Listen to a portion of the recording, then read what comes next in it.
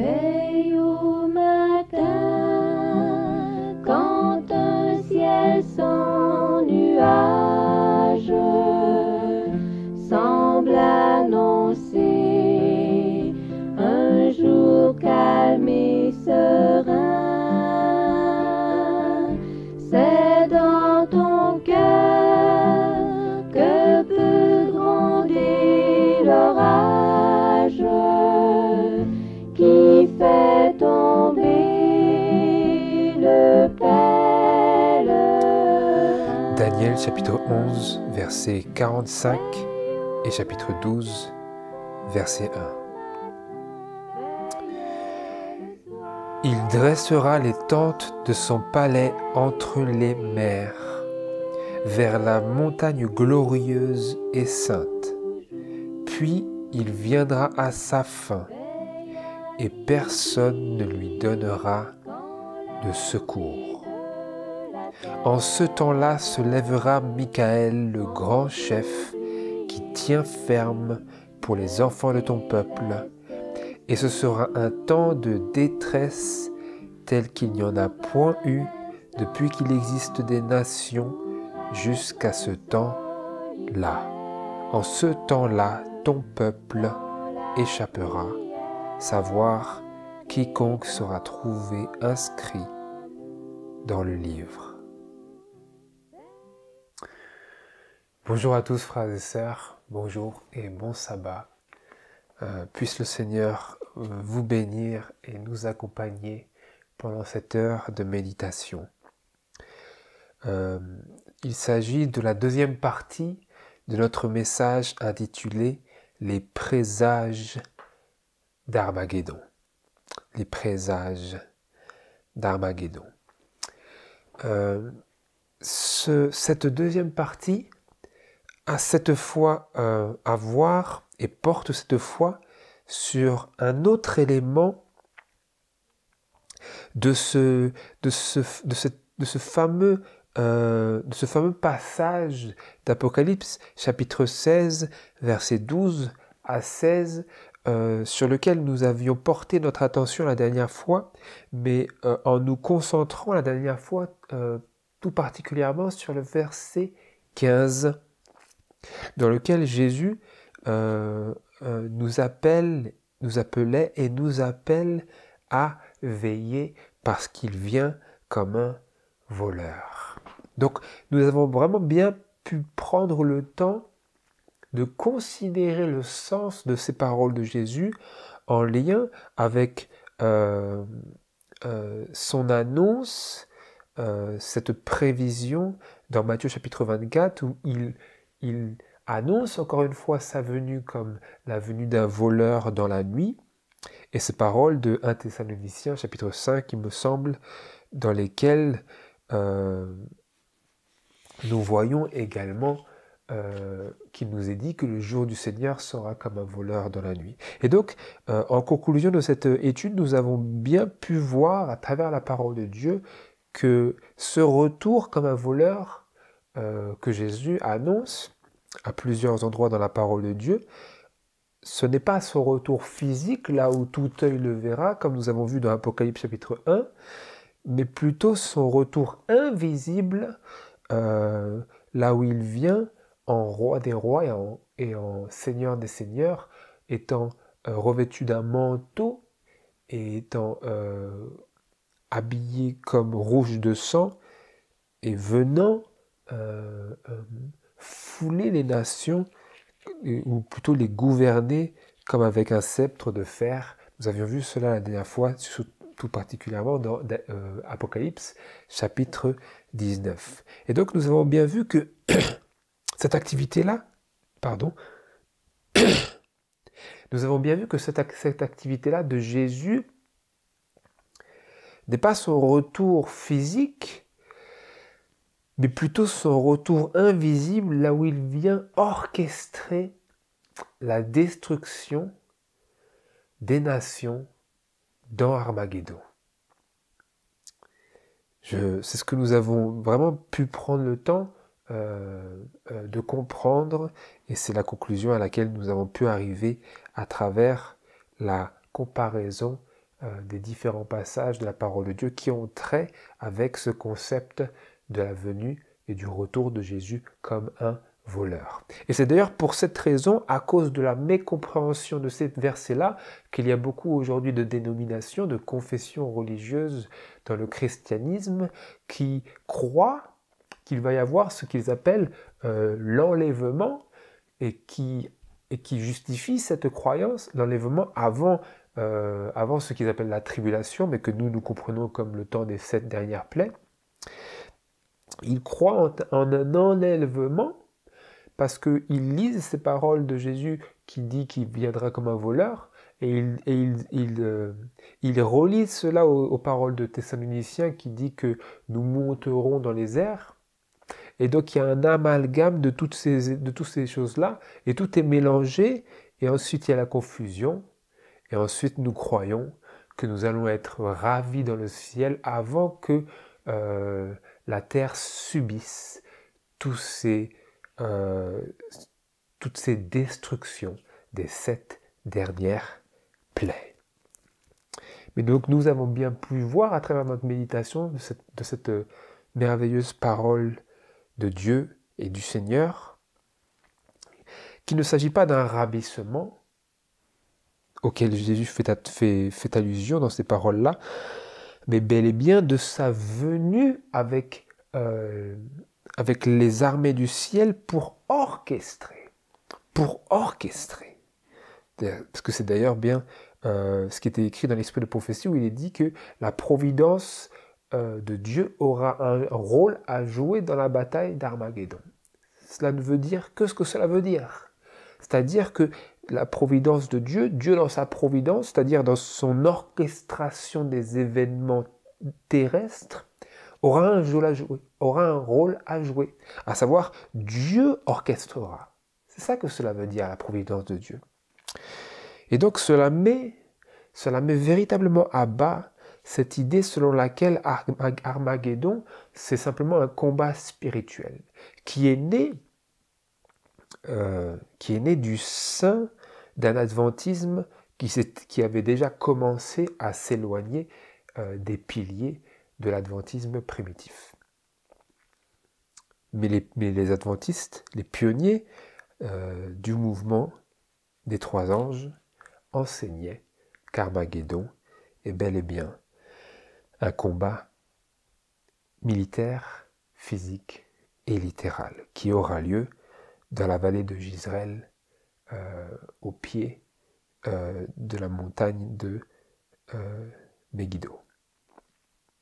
Donc ça, nous avons pu contempler cela, surtout sur le premier retour invisible de Jésus dans notre dernière étude. Mais dans notre étude d'aujourd'hui, nous voulons contempler la partie du verset 12 où il est question d'un élément déclencheur. Et donc nous voulons nous poser la question, frères et sœurs, de savoir quel sera le signal par lequel l'étudiant des prophéties pourra reconnaître la fin du temps de grâce et la préparation vers Armageddon. Quel sera le signal par lequel l'étudiant de la prophétie pourra reconnaître cela? Et quel sera l'élément déclencheur du temps de détresse et du commencement des 7 dernières plaies? Quel sera l'élément déclencheur? Quel est l'élément déclencheur que la prophétie nous présente comme étant celui qui va induire le temps de détresse et le commencement des 7 dernières plaies? Quel est ce signal et quel est cet élément déclencheur? Est-ce que la parole de Dieu nous présente cela? Est-ce que la parole de Dieu nous présente cet élément déclencheur et ce signal? C'est ce que nous voulons aujourd'hui, par la grâce de Dieu, examiner. Je vous invite à vous tourner vers les paroles d'Apocalypse chapitre 16, versets 12 à 16, une fois de plus. Nous allons aujourd'hui repasser sur les choses que nous avons lues la dernière fois, mais cette fois-ci en nous concentrant sur un autre élément en particulier. J'y fais allusion très brièvement la dernière fois, mais aujourd'hui, nous allons prendre le temps de pouvoir le comprendre, de pouvoir l'examiner et le comprendre de manière intelligente à travers d'autres versets dans la parole de Dieu. Lisons-le dans Apocalypse chapitre 16, verset 12 jusqu'à 14 et ensuite verset 16, parce que nous avions vu le verset 15. Je lis. Le 6e ange versa sa coupe sur le grand fleuve de l'Euphrate, et son eau sécha, pour que le chemin des rois de l'Orient fût préparé. Et je vis sortir de la gueule du dragon et de la gueule de la bête et de la bouche du faux prophète 3 esprits immondes semblables à des grenouilles, car ce sont des esprits de démons qui font des prodiges, qui vont vers les rois de la terre et du monde entier, afin de les rassembler pour le combat du grand jour du Dieu Tout-Puissant. Et on les rassembla dans le lieu qui s'appelle en hébreu Armageddon.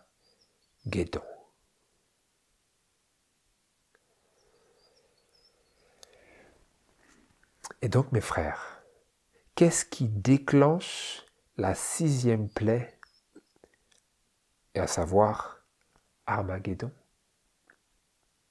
Comment est-ce que ce passage commence qui a trait à cette 6e plaie? Au verset 12, il est écrit « Le 6e ange », parce qu'au verset 10 jusqu'au verset 11, il était question du 5e ange. Ensuite, au sujet du 6e ange, nous lisons « Le 6e ange », et de la 6e plaie, nous lisons « Le 6e ange versa sa coupe sur le grand fleuve de l'Euphrate, et son eau sécha, pour que le chemin des rois de l'Orient fût préparé. »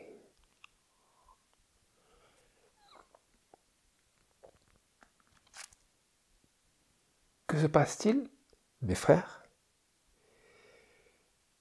Que se passe-t-il ici? Sur quoi est-ce que le 6e ange verse sa coupe? Sur le grand fleuve de l'Euphrate, et l'eau du grand fleuve de l'Euphrate est séchée, ce qui, à sa suite, prépare la voie pour les rois de l'Orient. Et donc, là, frères et sœurs, nous voulons comprendre quelle est la signification de cette expression prophétique. Quelle est la signification de cette expression prophétique? S'agit-il d'une activité littérale ou bien d'un changement symbolisé par ce tarissement du fleuve? Est-ce une activité littérale ou est-ce un changement symbolique? Pour aborder brièvement la considération sur le côté littéral, nous pouvons dire d'une part que,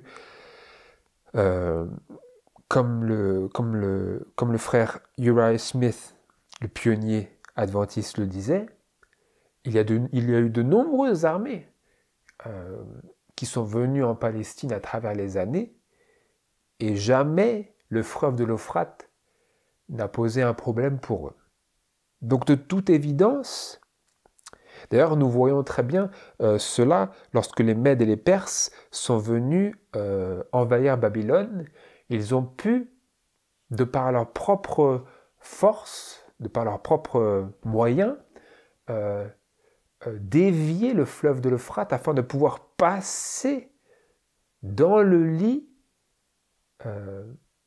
qui n'avait plus son eau et qui avait donc été asséché et tari afin de pouvoir rentrer dans la cité de Babylone et envahir Babylone de l'intérieur parce que les portes avaient été laissées ouvertes, parce que, si je ne m'abuse, Belshazzar était trop concentré sur ses orgies pour pouvoir s'inquiéter de la sécurité de sa ville. Et donc vraisemblablement l'histoire nous montre que l'eau soit là ou qu'elle ne soit pas là, cela n'a jamais réellement représenté un réel problème pour une armée pour traverser. Ce n'a jamais été un obstacle. Donc de toute évidence, cette idée qu'il s'agirait du fleuve littéral n'a pas de sens parce que l'eau soit là ou qu'elle soit asséchée, cela n'empêcherait pas des armées de le traverser. Et donc, cela nous dirige tout de suite vers la compréhension que ces paroles ont un sens symbolique. Et pour cela, nous vérifions cela, qu'il ne s'agit pas simplement de notre idée pondue de notre intellect. Nous nous tournons pour cela dans les paroles d'Ésaïe chapitre 8. Et dans Ésaïe chapitre 8, versets 7 à 8, où nous voyons ici le symbolisme biblique du fleuve. Quel est le symbolisme biblique d'un fleuve? Je le lis ici dans Ésaïe chapitre 8, verset 7.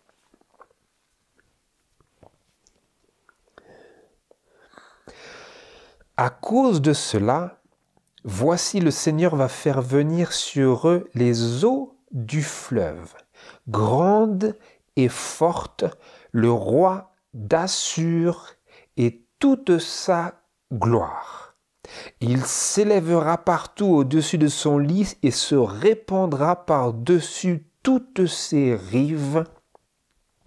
Il passera sur Juda, il débordera, il inondera, il atteindra jusqu'au cou et ses ailes étendues rempliront la largeur de ton pays, ô Emmanuel.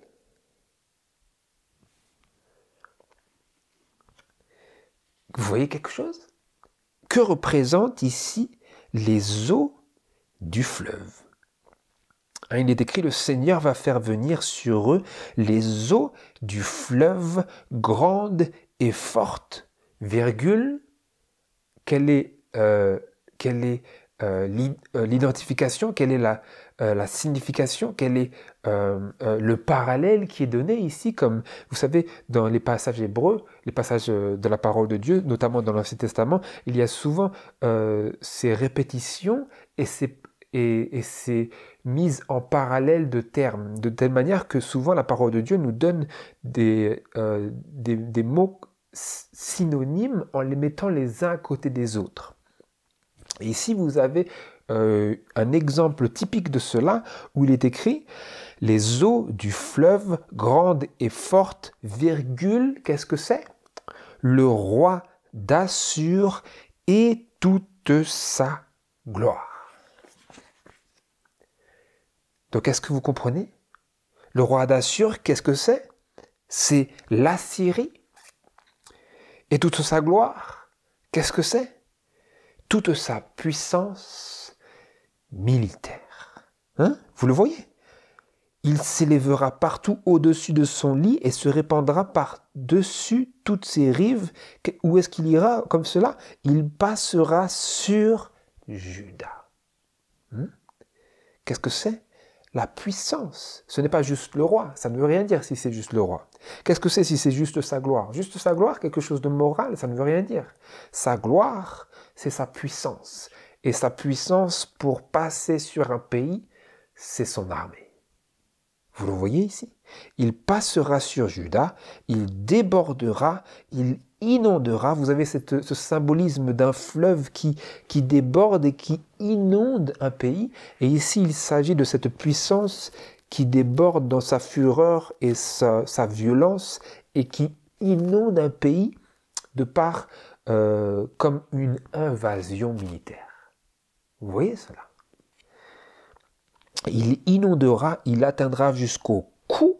Hein? Vous voyez un débordement vraiment de toute la terre où vous avez 1,50 m d'eau sur toute la terre. C'est l'idée, c'est l'image qui nous est donnée.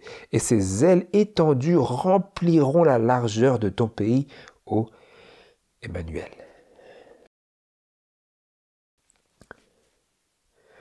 Assur, le roi d'Assur et toute sa gloire.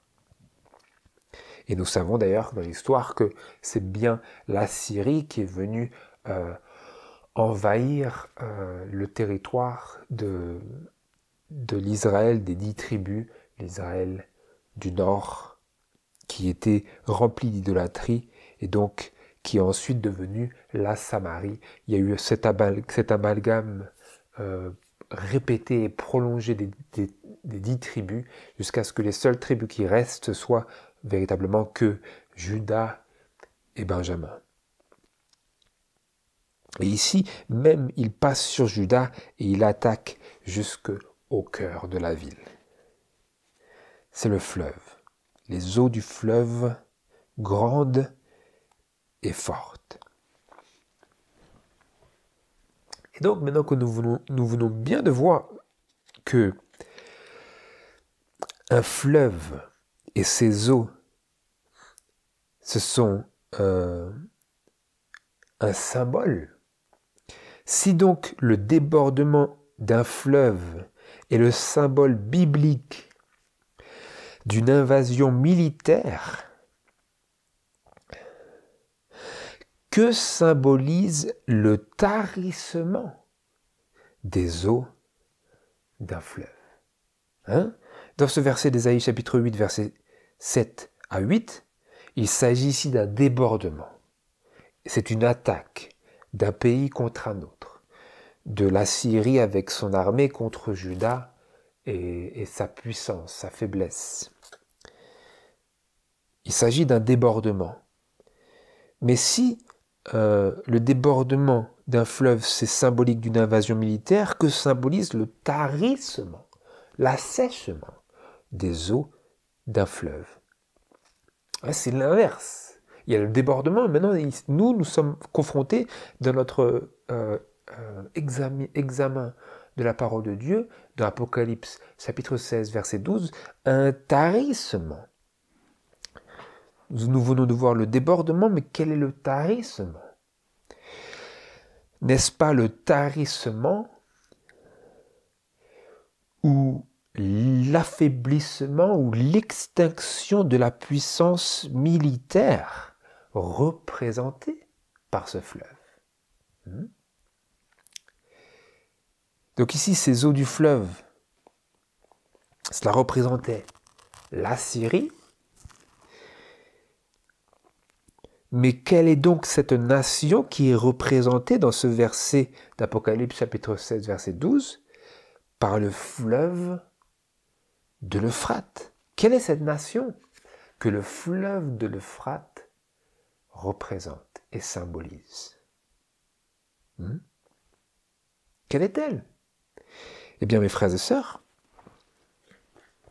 si vous regardez sur une carte, vous voyez très vite que l'Euphrate a toutes ses sources, je dis bien toutes ses sources en Turquie.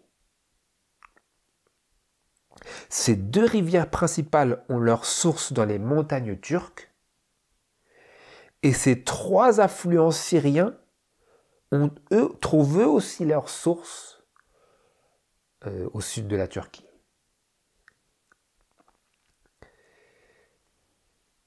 Et ensuite, le fleuve de l'Euphrate traverse la Syrie d'un côté, à l'ouest, et l'Irak au sud-est, par lequel il trace clairement, à travers son parcours, le cœur de l'ancien empire ottoman. Si vous regardez ce grand fleuve de l'Euphrate dont l'Apocalypse nous parle, vous voyez que son trajet trace directement et sans l'ombre d'un doute ce qui était autrefois le territoire, le cœur du territoire appartenant à l'Empire ottoman.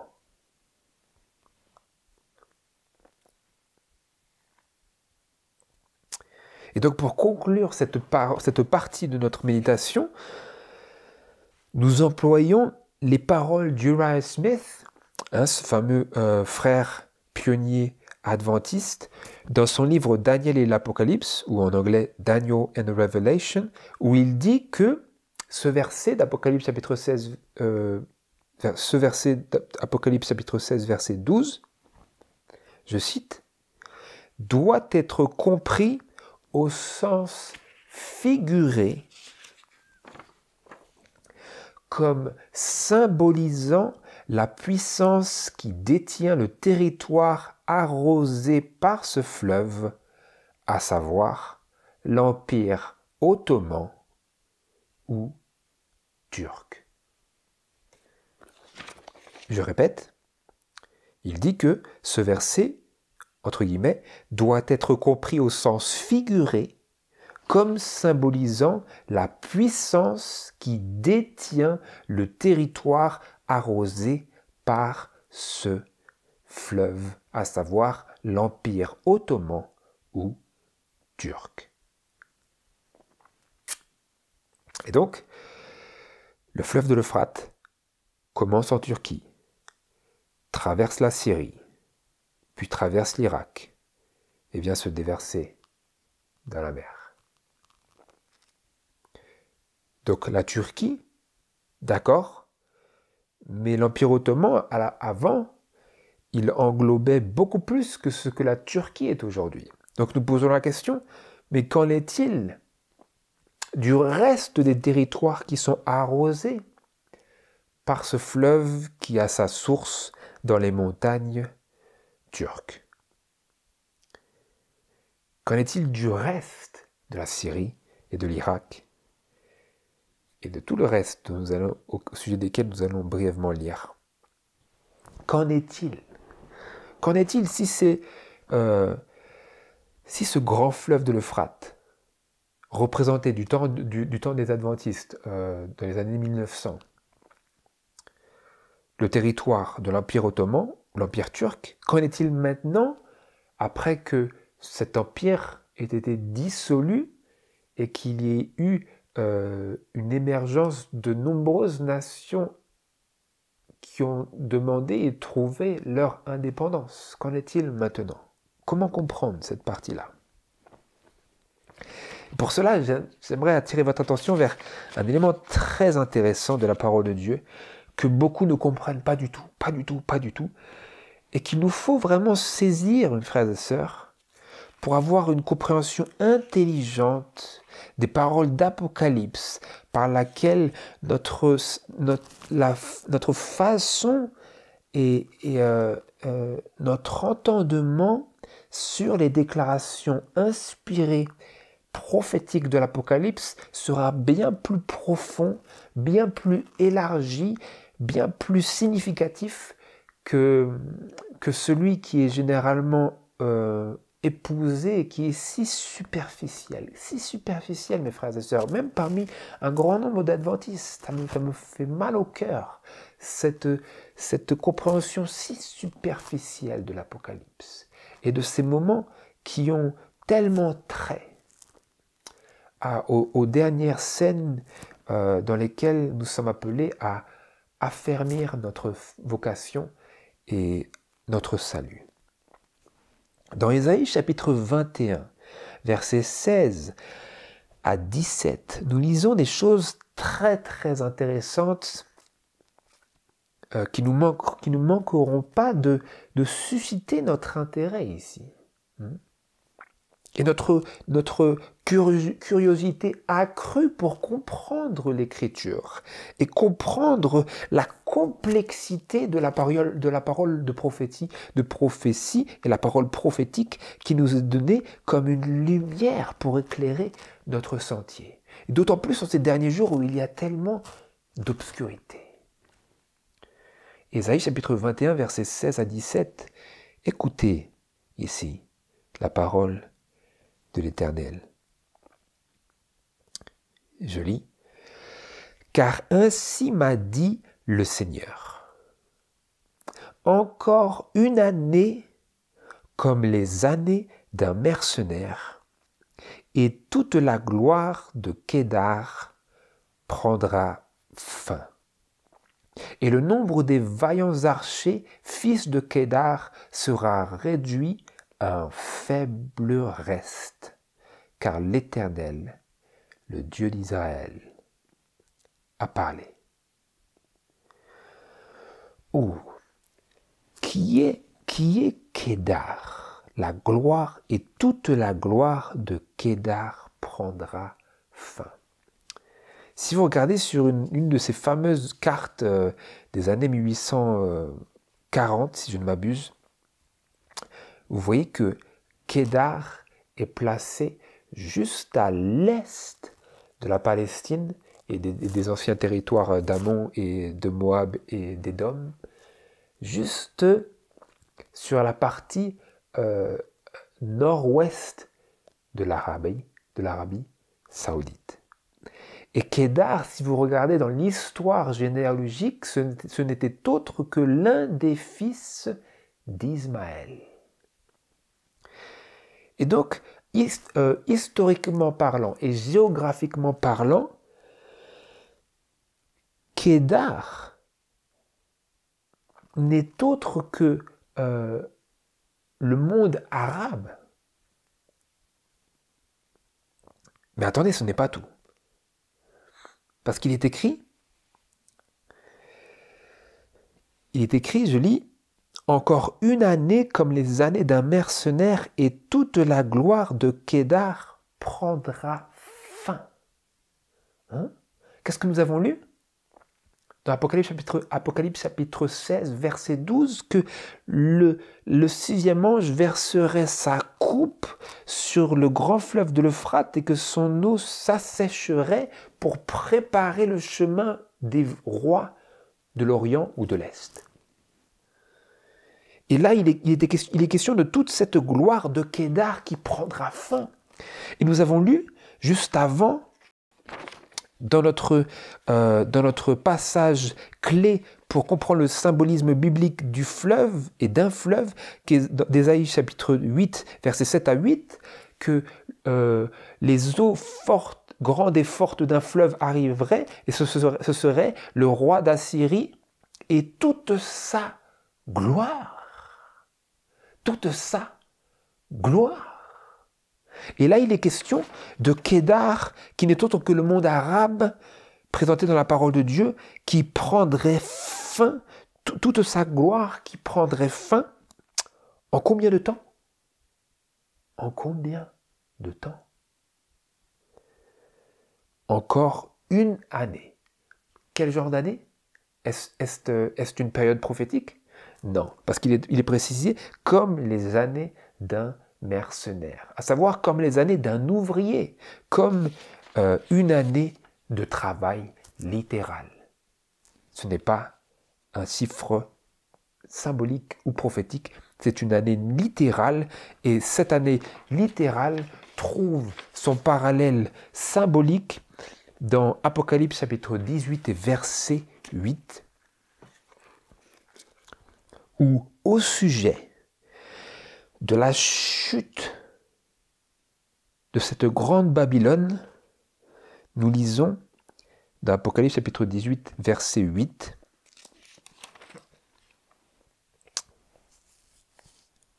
où il est écrit « C'est pourquoi ces plaies, les plaies de Babylone et de toutes ces présences, tous ces rois de la terre qui ont commis fornication avec elle, toute cette destruction, cette conflagration rassemblée de cette grande coalition du dragon, de la bête et du faux prophète, et de tout ce qui va avec, il est écrit, c'est pourquoi ces plaies, la mort, le deuil et la famine viendront en un même jour. Et elle sera consumée par le feu, car le Seigneur Dieu, qui la juge, est puissant. Ensuite, il est question de les rois de la terre qui ont commis fornication et qui ont vécu dans les délices avec elle, la pleureront parce qu'ils feront partie de cette destruction. Ils souffriront avec elle. Quand? Pendant ces plaies, quelles plaies? Les plaies d'Apocalypse chapitre 16, au sujet desquelles nous sommes en train de nous concentrer sur la 6e. Vous voyez? Et en combien de temps auraient lieu et auront lieu ces plaies?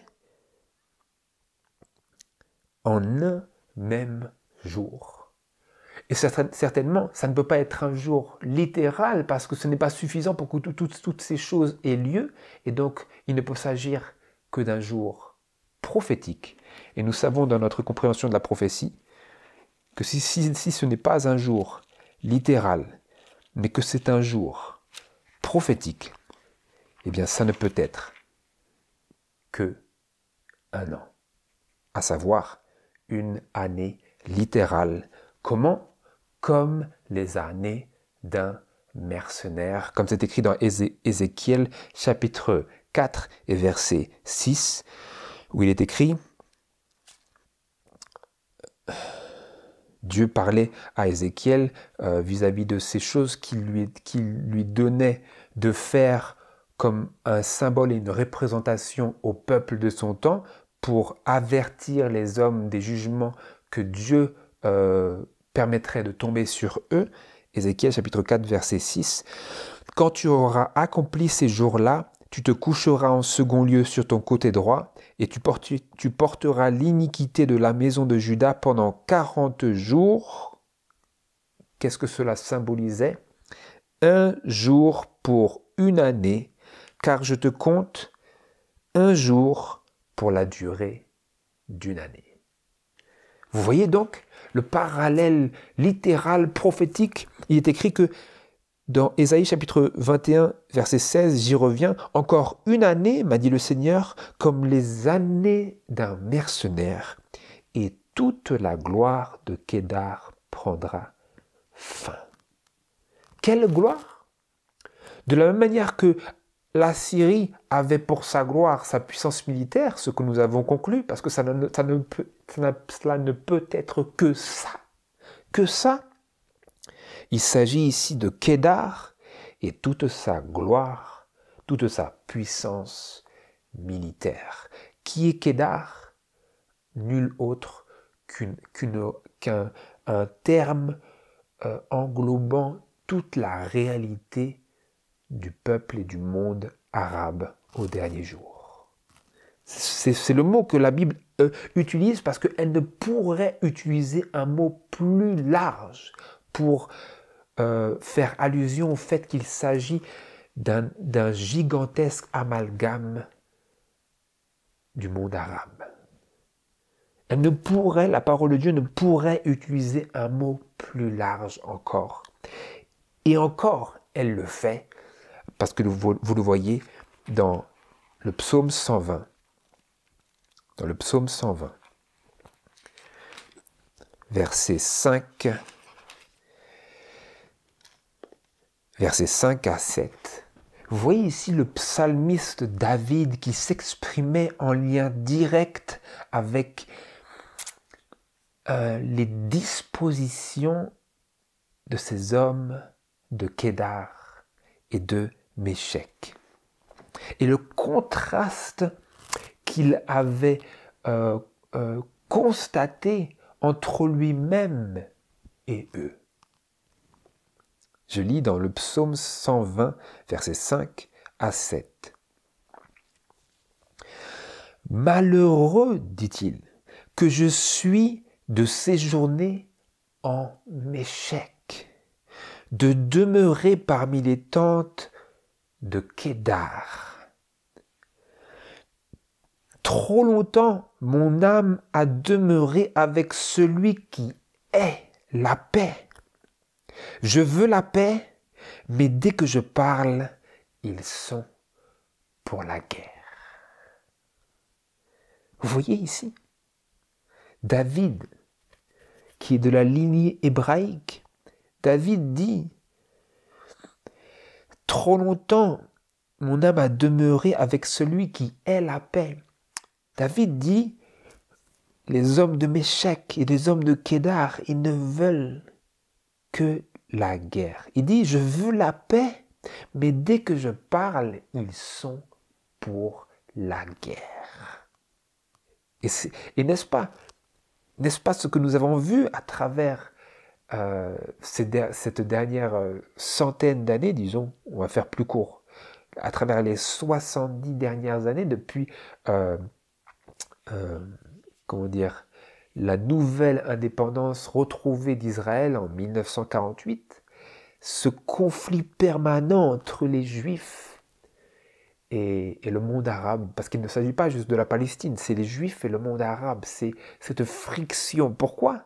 À cause de ces choses que le psalmiste il disait que David, le roi de Jérusalem, il disait, je veux la paix, mais dès que je parle, ils sont pour la guerre. C'est ce que nous voyons depuis de nombreuses décennies. C'était exprimé dans ces paroles inspirées de l'homme, du psalmiste du Seigneur. Et ici, il fait une comparaison de termes, ici, encore une fois, ce genre de parallèle dont je parlais. Eh bien, mes frères et sœurs, si vous regardez une carte, encore une fois, je l'ai dit pour Kédar, mais si vous regardez une carte, Méchec, c'est la Turquie d'aujourd'hui. Et Kédar, comme je l'ai dit, ce n'est autre que tout le peuple, tout le monde arabe. Que ce soit l'Arabie Saoudite et tous ces acolytes à l'Est, après l'Égypte, l'Algérie, etc., etc. La liste est très longue, l'Azerbaïdjan, peut-être l'Iran, je ne sais pas. Pakistan, l'Ouzbékistan, Kirghizistan, Turkménistan. La grande largeur de ce mot Kédar. Combien quelles sont les limites de cette expression? Le temps le dira suffisamment tôt. Mais quoi qu'il en soit, la parole de Dieu assimile ici Kédar à Méchec et nous fait ainsi comprendre que la destruction de la Turquie entraînera toute la puissance coalisée du monde arabe et ce vide politique et militaire en Asie mineure aura pour effet d'aspirer à la fois les rois de l'Orient et les rois de la terre et du monde entier au point géopolitique clé qui n'est autre que la Palestine.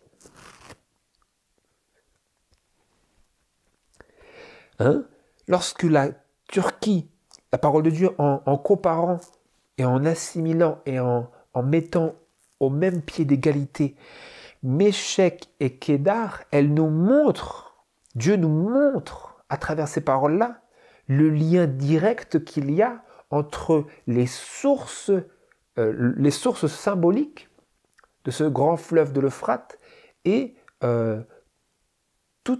tous les territoires à travers lesquels ce fleuve passe, à savoir la Syrie, l'Irak, mais aussi tous les autres territoires qui comprenaient à cette époque, qui a compris pendant de nombreux siècles, les territoires de l'Empire ottoman. Et à travers ce lien-là, la parole de Dieu nous fait comprendre que la destruction de la Turquie entraînera aussi avec elle, pas juste elle, mais toute la puissance coalisée du monde arabe. Et si vous voulez rechercher cela, ne serait-ce que très brièvement, vous n'avez qu'à rechercher l'organisation, à faire une recherche sur, je cite, l'organisation de la coopération islamique, qui est comme le mot le décrit, une organisation qui rassemble tous les pays de confession musulmane, et cette organisation compte à ce jour 57 États membres. Et c'est intéressant de noter que, si je ne m'abuse, les deux dernières rencontres mondiales ont eu lieu en Turquie. Et nous savons, à travers les nombreux efforts récents depuis les explosions et toutes les attaques de l'État islamique pendant les années du passé, avant que ce soit calmé, que la Turquie a été très, très active dans ses efforts vers une augmentation de cette coalition. C'est ce que l'histoire très récente nous montre, et ainsi elle nous montre encore une fois et nous confirme le lien étroit entre Méchec et Kédar. Malheureux, disait David, que je suis de séjourner en Méchec, de demeurer parmi les tentes de Kédar. N'est-ce pas aujourd'hui exactement la condition, la position du peuple israélien en Palestine? Il séjourne, pour ainsi dire, en Méchec, et il demeure au beau milieu des tentes de Kédar. Trop longtemps mon âme a demeuré avec celui qui est la paix, disait David. Je veux la paix, mais dès que je parle, ils sont pour la guerre. Ils ne veulent que la guerre.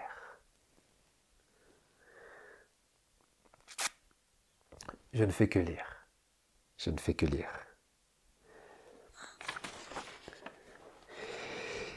Et pour conclure aujourd'hui, frères et sœurs, notre méditation, j'aimerais attirer votre attention vers un passage très important de notre lecture biblique. Nous en avons lu la conclusion de ce passage auquel j'aimerais ici attirer votre attention. Ce n'est autre que le passage de Daniel chapitre 11, versets 40 à 45. Daniel chapitre 11.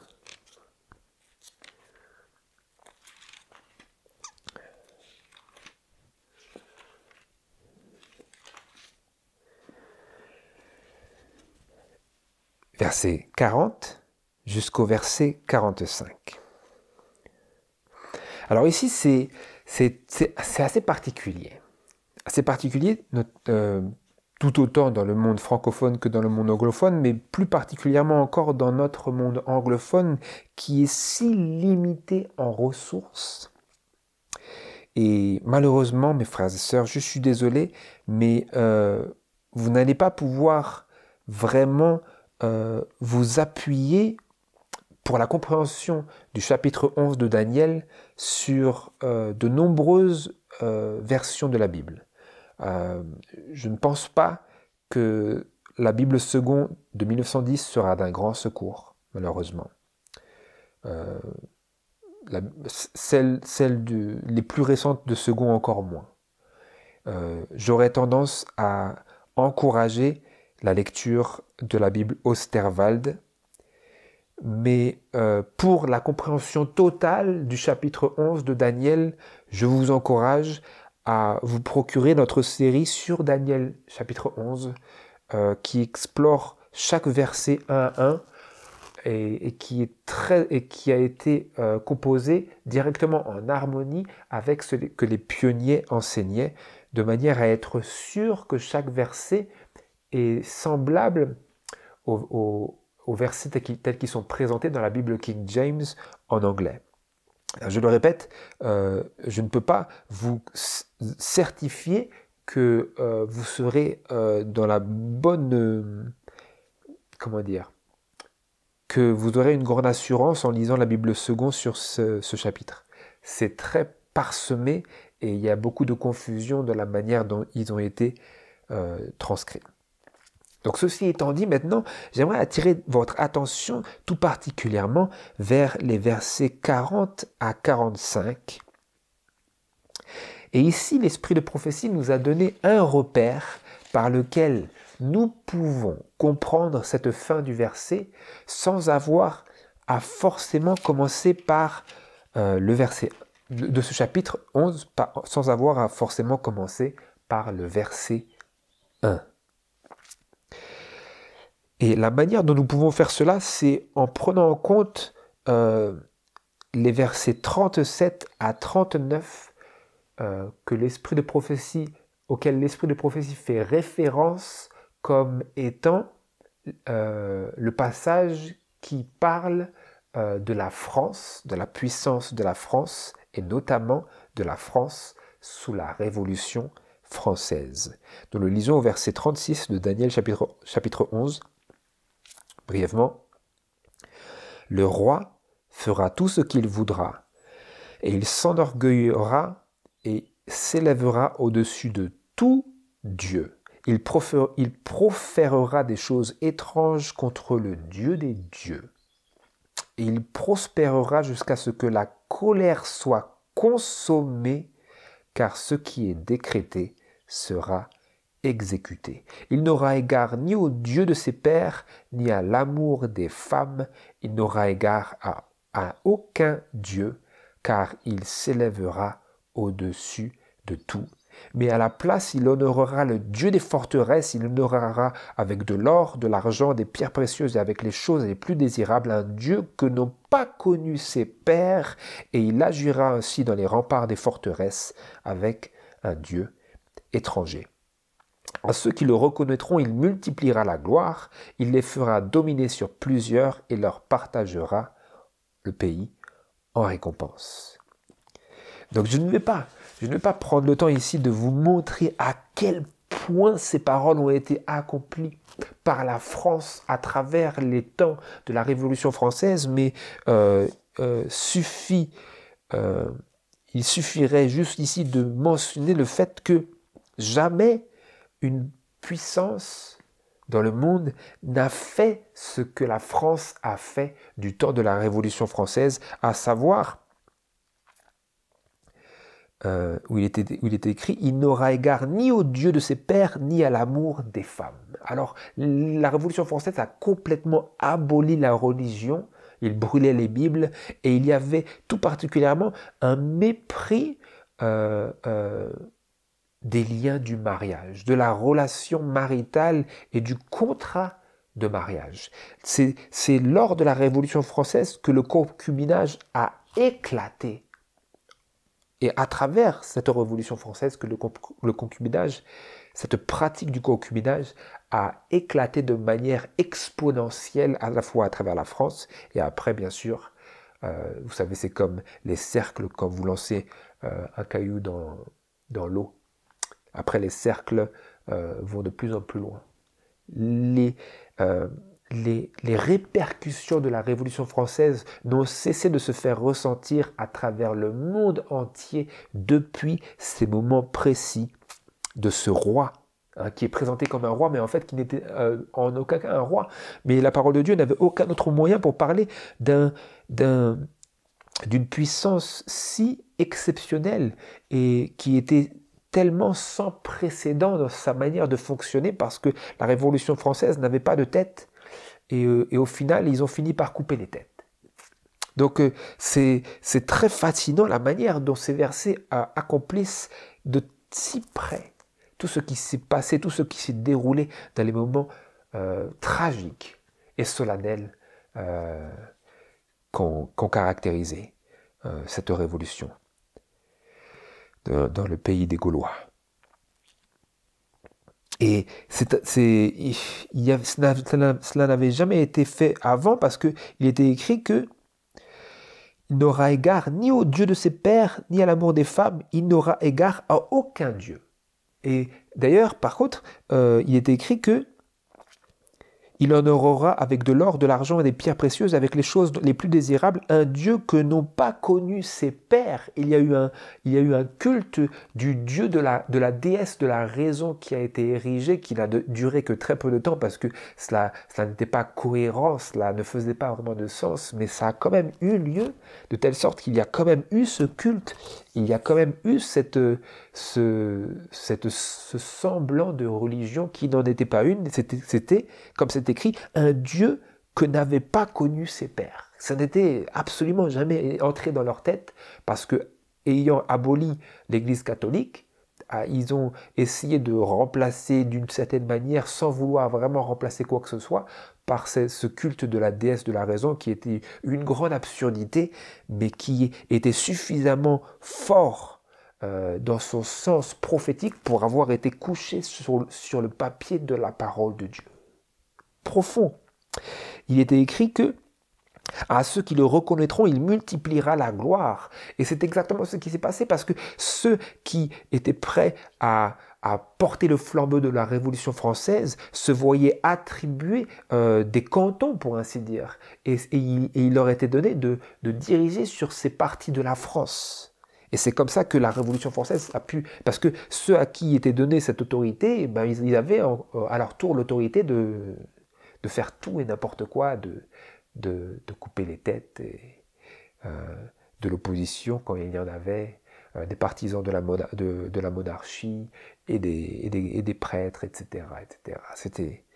C'était l'histoire, et c'est encore heureux que l'histoire ne soit pas si facilement accessible pour nous. Et d'ailleurs, j'aurais bien aimé qu'ils nous donnent réellement l'histoire de la Révolution française dans nos cours d'histoire, pour qu'on puisse vraiment savoir de quoi il s'agissait, que ce n'était pas toutes les merveilles dont on nous avait parlé, que ce n'était absolument pas cela. Alors peut-être on aurait compris que la Marseillaise, ce n'était pas un chant si glorieux que ça, après tout. Il honorera le Dieu des forteresses, de la folie des grandeurs, jusqu'à ce que les têtes et le sang coulent. C'était la grande folie du diable. Et il les fera dominer sur plusieurs et leur partagera le pays en récompense. Exactement, à la lettre, c'est exactement ce qui se passait. Bref, tout cela pour dire que les versets 36 au verset 39 parlaient indéniablement de la France au temps de la Révolution française. Ça ne parlait pas vraiment du roi, je ne me souviens plus de son nom, de la monarchie, parce qu'il était impuissant, totalement impuissant, sous le joug des révolutionnaires. Mais maintenant, ce qui est très intéressant pour nous, en ces derniers jours, ce sont les versets 40 à 45. Donc je vais essayer d'expédier cette chose-là, mais c'est quand même très important, donc je vais prendre le temps de passer sur chaque verset pour que nous puissions vraiment cerner.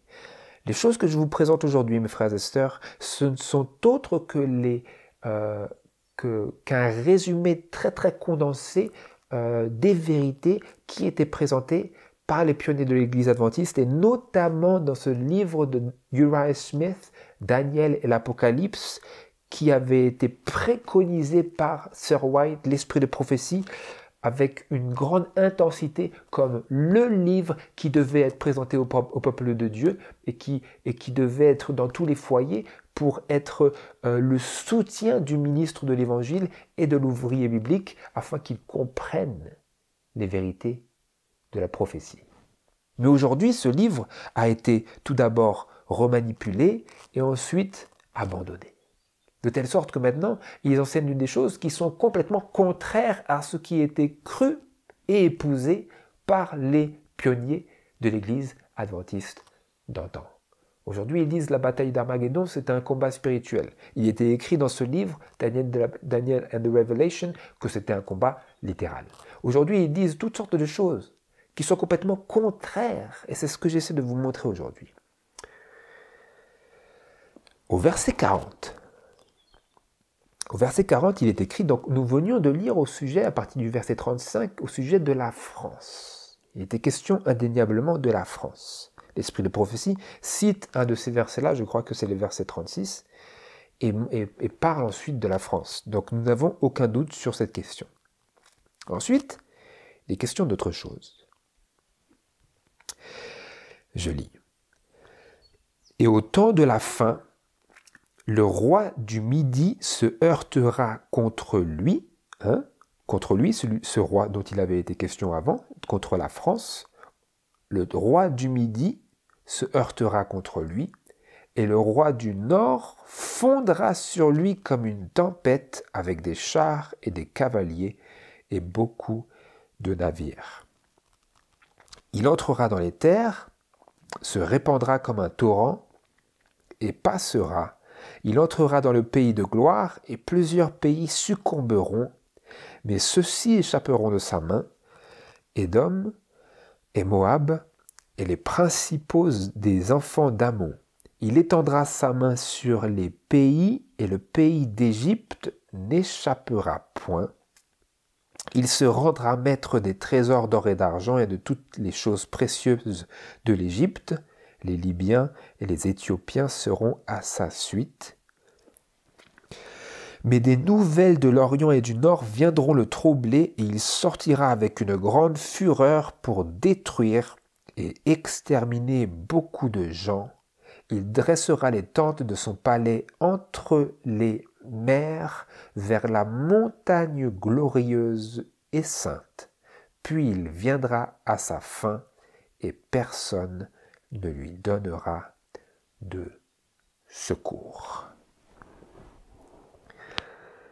Alors mes frères, vous comprenez? Verset 40. Verset 40, il est écrit que au temps de la fin. Quand est le temps de la fin? Est-ce que le temps de la fin ne serait pas par hasard en 1798? Nous savons cela à travers notre compréhension de l'esprit de prophétie que au temps de la fin, c'était la fin de la suprématie papale, la fin de cette période de suprématie papale des 1260 ans. En tant qu'adventiste du 7e jour, c'est une période clé, période prophétique clé qui ouvre la voie à toute notre compréhension suivante des prophéties. Eh bien, en ce temps de la fin, nous est-il dit, le roi du Midi ou du Sud, le Midi, c'est au Sud, le roi du Midi se heurtera contre la France, et le roi du Nord fondra sur lui comme une tempête. Alors, ayant déjà cette compréhension de la France comme étant celui dont il est question ici au verset 40, il ne nous reste qu'à faire un examen de l'histoire pour savoir où était la France en 1798, que nous connaissons déjà comme étant cette période du temps de la fin. Où était la France à ce moment-là? Et en faisant cet examen, en tant qu'étudiants de la prophétie, nous arriverons à conclure quel est le sens de ces paroles. Eh bien, mes frères et sœurs, à votre grande surprise, nous trouvons que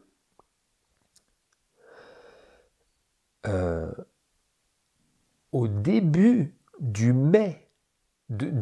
au début du mois de mai de 1798, le Directoire de France donna l'ordre, ou plutôt l'accord, à Napoléon Bonaparte de lancer une expédition pour l'Égypte afin de couper la route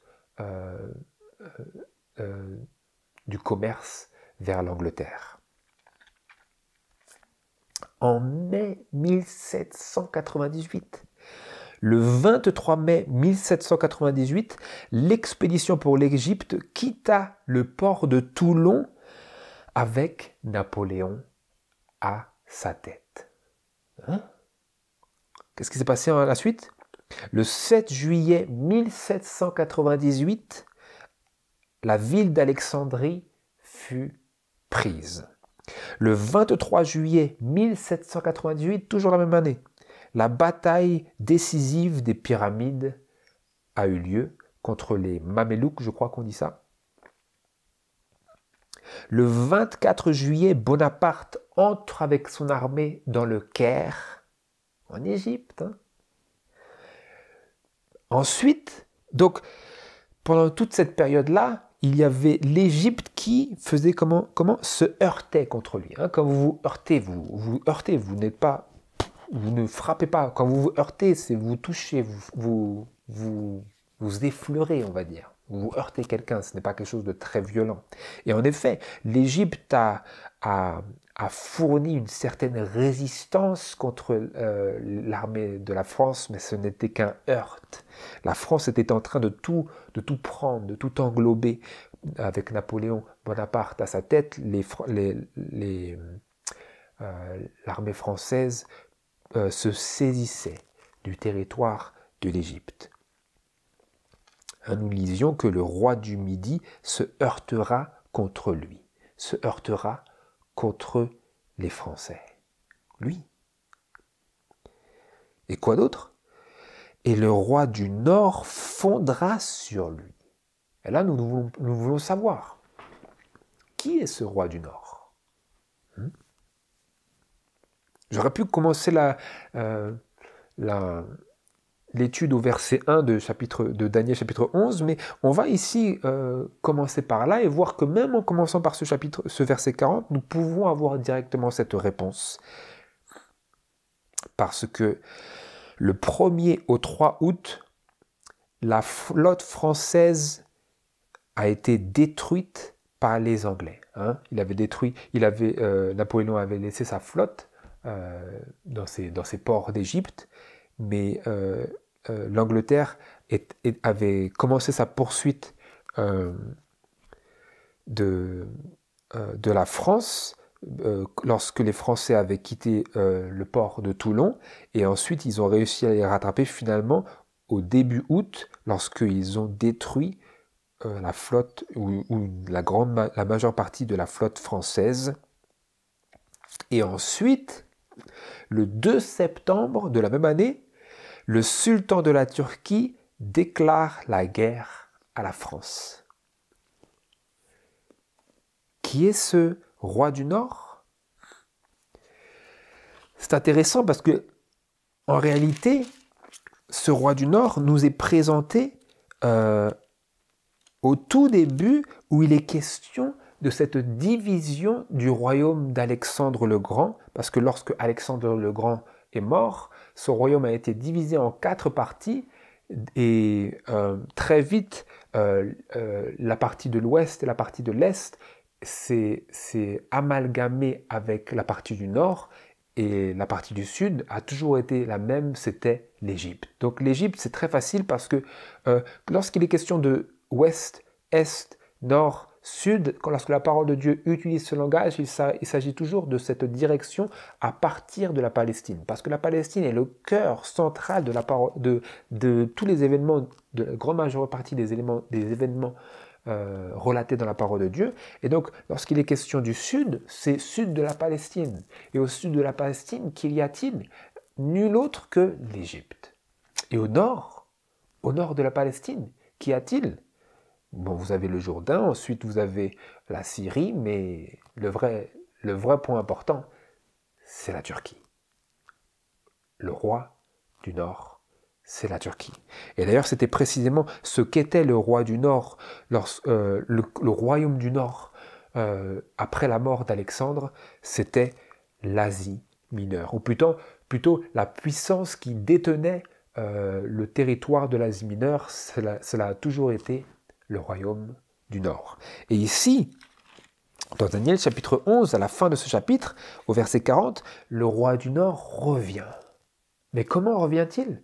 Il revient parce que les Anglais ont incité le sultan contre les Français et en conséquence, le sultan de la Turquie a déclaré la guerre à la France. Pourquoi? Parce que tous ces pays de l'Égypte et tout étaient normalement des vassaux de cet ancien empire ottoman. Et donc, la Turquie maintenant déclare la guerre à la France. Il est écrit au verset 41, « Il entrera dans les terres, se répandra comme un torrent et passera. » Et donc, au début, Napoléon avec ses armées sont montés vers la Syrie pour s'assujettir toutes ces terres-là. Mais très bientôt, les Anglais ont envoyé une flotte vers là où il était, je crois que c'était Saint-Jean d'Acre. Et puis les Français ont été forcés de rebrousser chemin, ils ont dû déclarer défaite et sont repartis vers l'Égypte. Et en repartant vers l'Égypte, les Turcs sont partis, à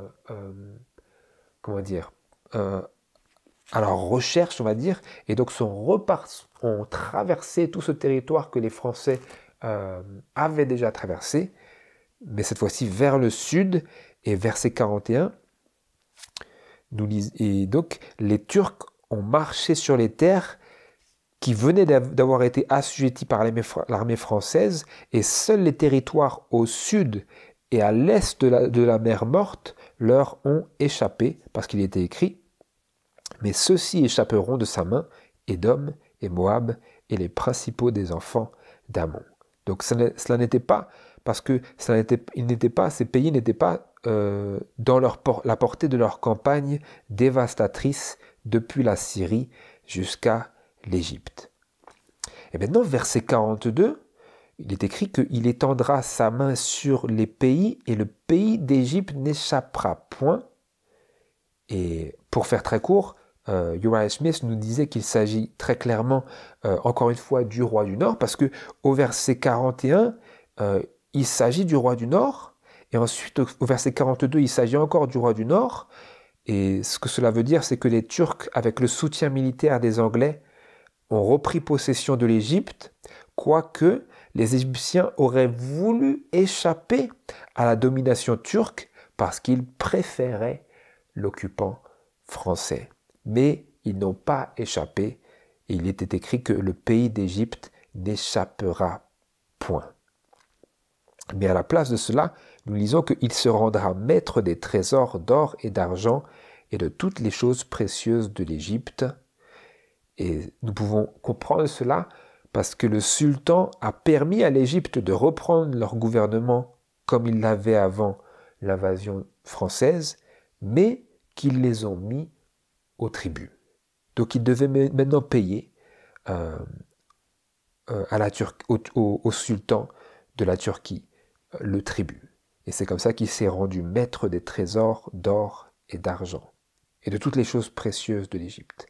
Ensuite, le verset 44, nous lisons que, après cela, des nouvelles de l'Orient et du Nord viendront le troubler, le roi du Nord, et il sortira avec une grande fureur pour détruire et exterminer beaucoup de gens. Et c'est intéressant parce que le commentateur Adam Clarke, un des grands commentateurs biblique, il écrivait en 1825 que ce verset 44 n'avait pas encore trouvé son accomplissement.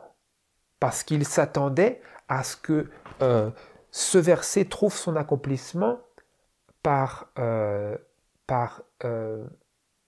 une action de la part de la Russie et des Perses. Parce qu'il était écrit « Des nouvelles de l'Orient ou de l'Est et du Nord viendront le troubler, à savoir le roi du Nord, et ce qui le ferait sortir avec une grande fureur. » Et notez bien, ça c'est ce que Adam Clarke il avait dit en 1825.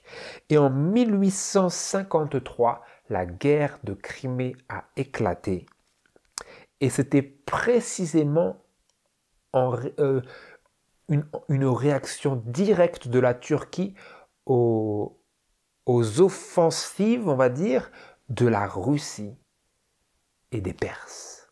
Exactement ce qu'Adam Clarke il avait dit que ça serait, parce qu'en lisant la prophétie, en lisant, juste en faisant fonctionner la logique par rapport à ce qui avait déjà trouvé un accomplissement dans les versets précédents, il a dit ce sera la Russie et les Perses. Et c'était exactement cela, sauf que le conflit a eu lieu tout particulièrement entre la Turquie et la Russie dans la guerre de Crimée, de 1853 à 1856. Et donc, il est sorti avec une grande fureur pour détruire et exterminer beaucoup de gens, ce qui était un fait très étonnant alors parce que on appelait la Turquie l'homme malade de l'Orient parce que c'était considéré comme une puissance prête à succomber. Mais quand même, il s'est énervé. Et les Anglais disaient qu'ils se sont battus comme des diables. La guerre de Crimée. Donc clairement ici, nous voyons exactement de quoi il s'agit. Du verset 40 au verset 43, il s'agissait indéniablement de cette expédition de Napoléon en Égypte, ensuite de son expédition pour la Syrie, ensuite de son retrait vers l'Égypte et on va dire, de la campagne dévastatrice de la Turquie depuis le nord à travers la Syrie et jusqu'aux portes de l'Égypte. Après quoi, la Turquie, avec l'aide des Anglais, a repris possession de l'Égypte. Et comme c'est écrit au verset 42 et au verset 43, s'est rendu maître de ces territoires à travers le tribut. Et ensuite, le verset 44, nous venons de voir à travers à la fois une anticipation prophétique de Adam Clarke en 1825 et l'accomplissement logique et historique en 1853 à travers la guerre de Crimée qui comprenait la puissance turque et la puissance russe.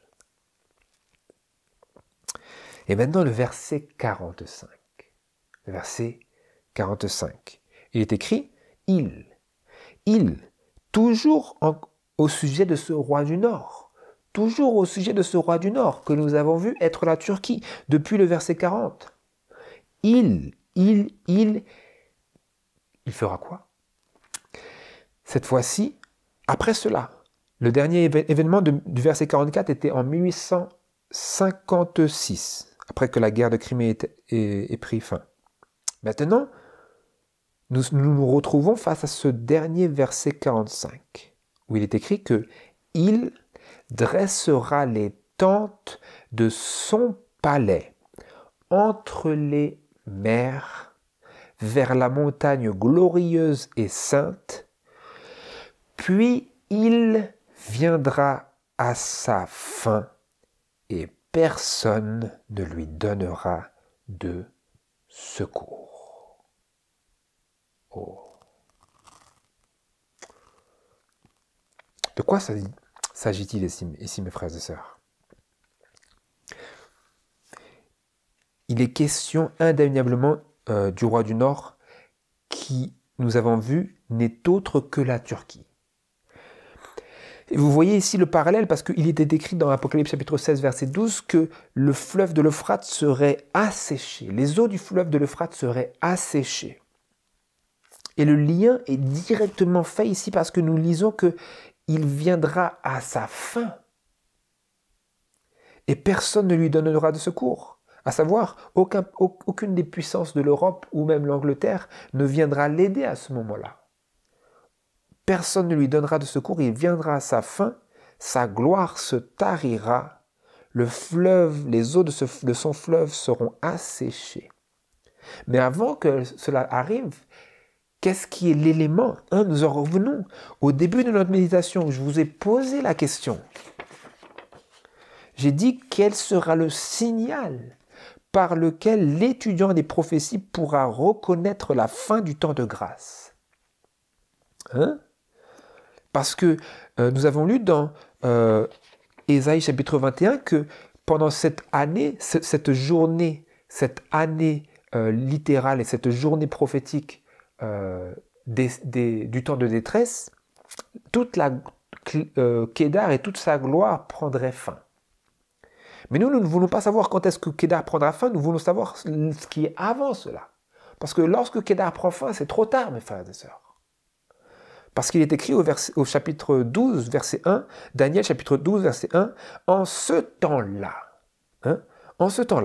lorsqu'il vient à sa fin, lorsque le roi du Nord vient à sa fin, lorsque le fleuve de l'Euphrate est asséché, en ce temps-là, se lèvera Michaël, le grand chef, qui tient ferme pour les enfants de ton peuple, et ce sera un temps de détresse tel qu'il n'y en a point eu depuis qu'il existe des nations jusqu'à ce temps-là. En ce temps-là, ton peuple échappera, savoir quiconque sera trouvé inscrit dans le livre.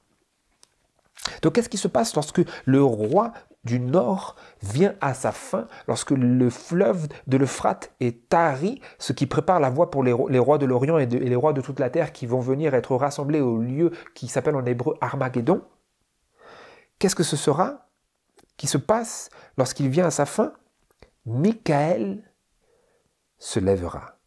Nous savons à travers notre étude de la parole de Dieu et des prophéties que Michaël, ce n'est autre que le chef des anges qui n'est autre que Jésus.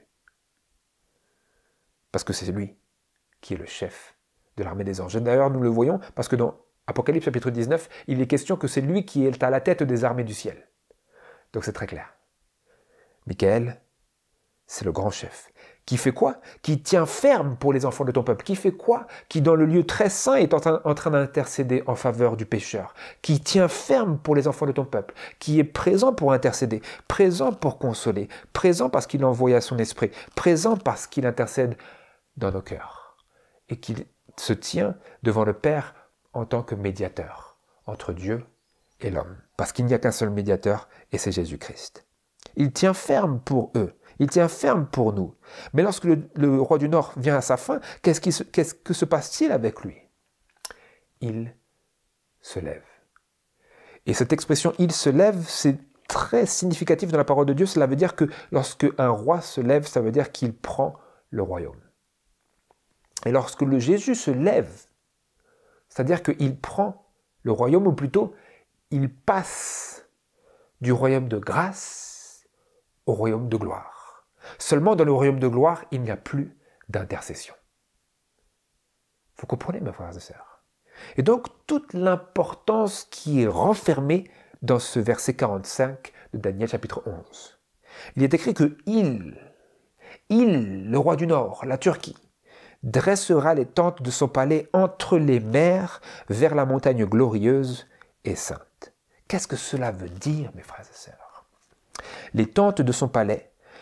Quel est son palais? Son palais, n'est-ce pas le lieu le centre de son gouvernement? Et lorsqu'il s'agit de tentes, qu'est-ce que cela veut dire? C'est un peu comme un quartier général temporaire.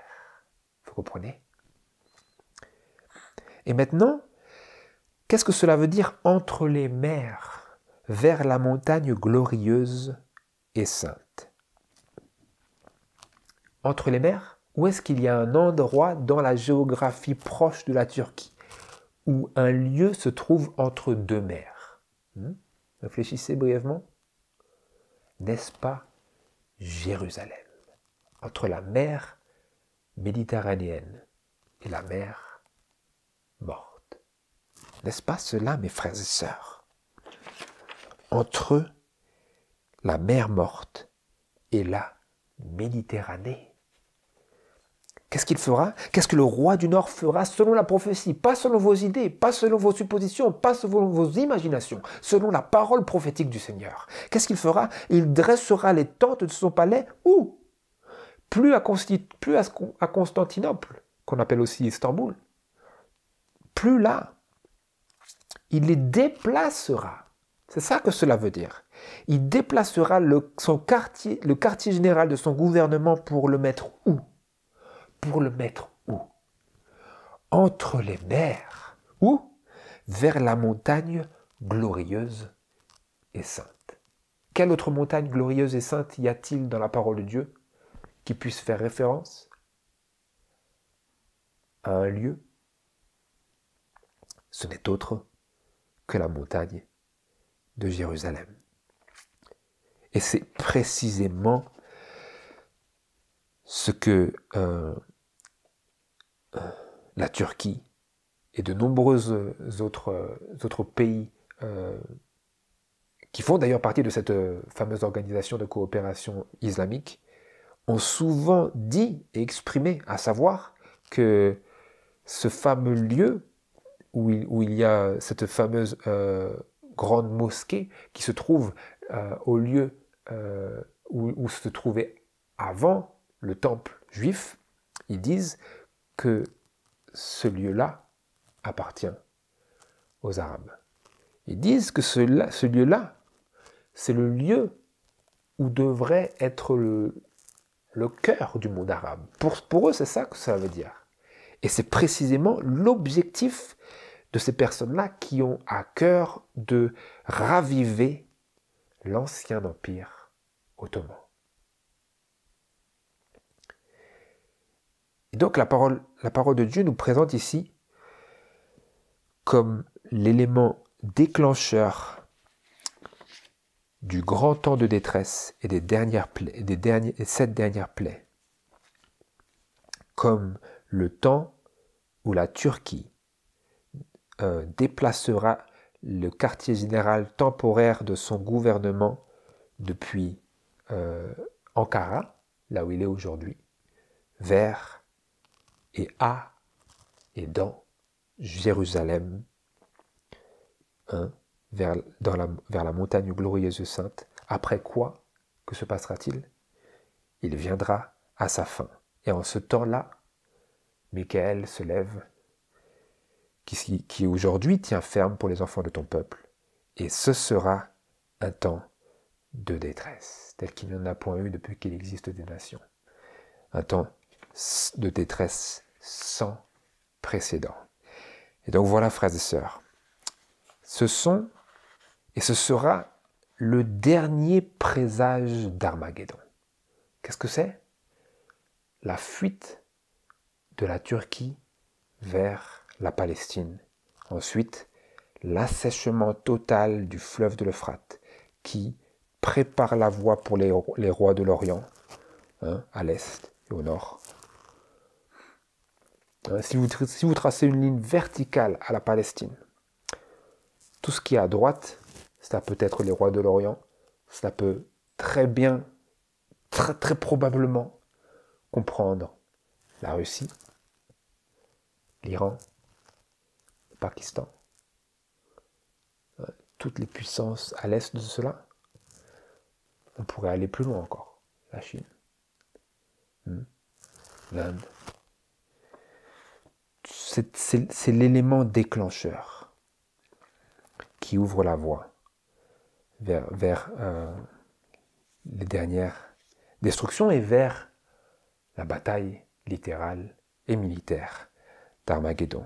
Mais nous, frères et sœurs, nous voulons considérer ces choses pour savoir où regarder et pour ne pas perdre du temps à parler de la papauté. Parce qu'aujourd'hui, mes frères et sœurs, aujourd'hui, ils enseignent, beaucoup d'adventistes enseignent que ces versets 40 à 45, subitement, ce n'est plus des lieux géographiques, c'est une expression symbolique pour laquelle eux, ils ont l'interprétation, et ils disent que le roi du Nord c'est l'Église catholique. Comment ils arrivent à cela, je ne sais pas. Mais par la grâce de Dieu, nous avons pu comprendre aujourd'hui l'explication qui fait du sens, afin que nous puissions non pas être confus, mais que nous puissions être guidés et que nous puissions ne pas perdre du temps dans des interprétations qui ne font pas de sens, mais nous concentrer sur celles qui font du sens que le Seigneur nous a fournies, afin que nos esprits soient focalisés sur l'œuvre qui doit accaparer toute notre attention, celle de la préparation de notre caractère. Mais la prophétie, c'est important parce que nous avons besoin d'une lumière dans l'obscurité. La prophétie, c'est important parce que c'est la prophétie de Dieu. Et il l'a donnée, ce n'est pas pour rien. C'est pour que nous la comprenions, pour que nous nous en saisissions et que nous sachions où nous nous trouvons présentement, afin que nous puissions avoir une vision. Et que, fort de cette vision-là de l'avenir, nous nous préparions pour traverser ce temps de détresse, afin que, comme il est écrit au chapitre 12, verset 1, que nous puissions aussi échapper, que nous puissions échapper.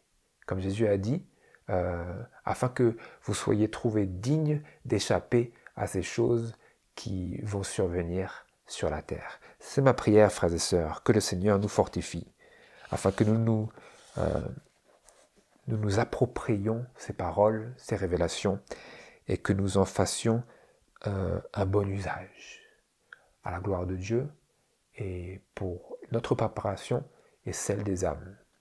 C'est ma prière, que le Seigneur vous bénisse et nous bénisse conjointement dans la réjouissance que nous avons de savoir que nous n'avons pas été laissés dans l'obscurité, mais que le Seigneur nous a bel et bien donné la lumière au temps présent, la nourriture au temps convenable, afin que nous sachions où le Seigneur nous guide et que nous sachions aussi diriger les autres.